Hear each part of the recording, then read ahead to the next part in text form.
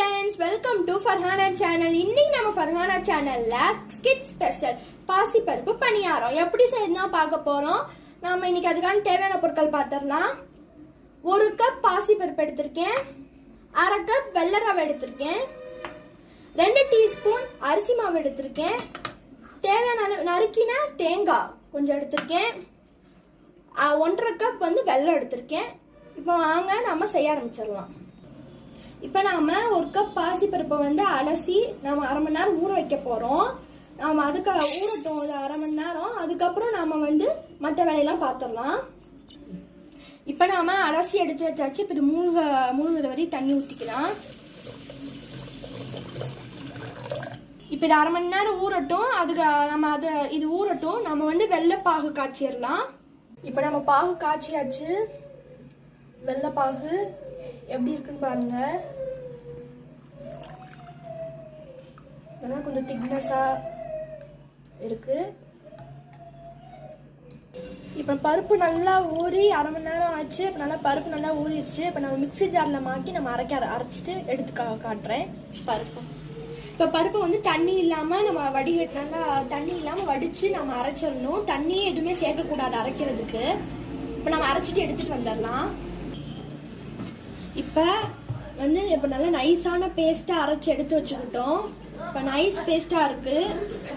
இப்போ நம்ம அது ஒரு பவுலுக்கு மாற்றிக்கலாம். நைஸாக நல்லா பேஸ்ட்டாக நல்லா அரைஞ்சி வந்திருக்கு. இந்த மாதிரி பதத்தில் தான் அரைக்கணும். நீங்கள் நல்லா நைஸாக அரைக்கணும் பாசிப்பருப்பு.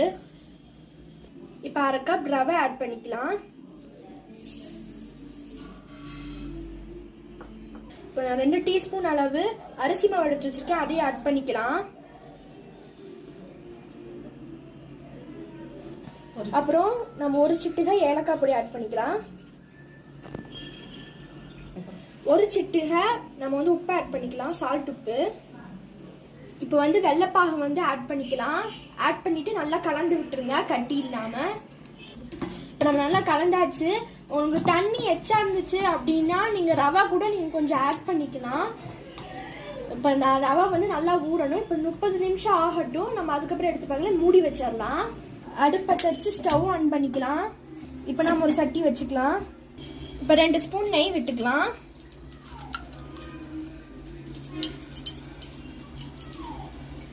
இப்போ நம்ம தேங்காயை ஆட் பண்ணி நல்லா பொன்னிறமாக வறுத்து எடுத்துக்கோங்க. நல்லா கலருக்கு வரணும். நெய் எதுக்கு ஆட் பண்ணணும்? நல்லா டேஸ்ட்டுக்காக தான். நல்லா இந்த மாதிரி பொன்னிறமாக வறுத்து நல்லா பொன்னிறமாக வரணும். அது வரைக்கும் நல்லா வறுத்துருங்க. பொன்னிறமாக வர்ற வரைக்கும் நல்லா வறுத்துடணும். இப்போ பொன்னிறமாக வந்துருச்சு. இப்போ நம்ம ஸ்டவ் ஆஃப் பண்ணிவிட்டு ஒரு பவுலுக்கு மாற்றிக்கலாம் தேங்காயை. இப்போ நாம் வந்து தேங்காயை வந்து நல்லா நெய்யில் போட்டு வறுத்து பொன்னிறமாக வந்து எடுத்து பவுலில் மாற்றிட்டோம். இப்போ நல்லா ஆறட்டும். நாம் வறுத்து வச்ச தேங்காயை ஆட் பண்ணிக்கலாம். 30 நிமிஷம் ஆன பின்னாடி இதை வந்து நம்ம இதை தேங்காயை வந்து ஆட் பண்ணி கலந்து விட்டுக்கணும். நான் வந்து இப்போ எண்ணெயில் பொரிச்சு எடுக்க போகிறேன். நீங்கள் பனியான சட்டியில் கூட ஊற்றிக்கலாம். நான் வந்து எண்ணெயில் பொரிச்சு எடுக்க போகிறேன். இப்போ எண்ணெயில் பொரிச்சு போட்டு எடுக்கலாம். எண்ணெய் வந்து மிதமான சூட்டில் இருக்கும். இப்போ போட்டுக்கலாம். இப்போ நான் வந்து சின்ன சின்னதாக போடுறேன். ஏன்னா குழந்தைங்க அப்போதான் விரும்பி சாப்பிடுவாங்க. அதனால தான் ஒரே ஓர்ஸா திருப்பி விட்டுக்கலாம். அப்படிதான் ஒரே கலரில் வரும். பாருங்க எப்படி கலர் வந்திருக்குன்னு. நல்லா ப்ரௌனிஷாக நல்லா சூப்பராக கலரில் நம்மளுடைய பாசி பருப்பு பணியாரம் நல்லா சூப்பரான கலரில் வந்திருக்கு. இப்போ நம்ம அடுத்த ஈடு அதே மாதிரி போட்டு எடுத்துடலாம்.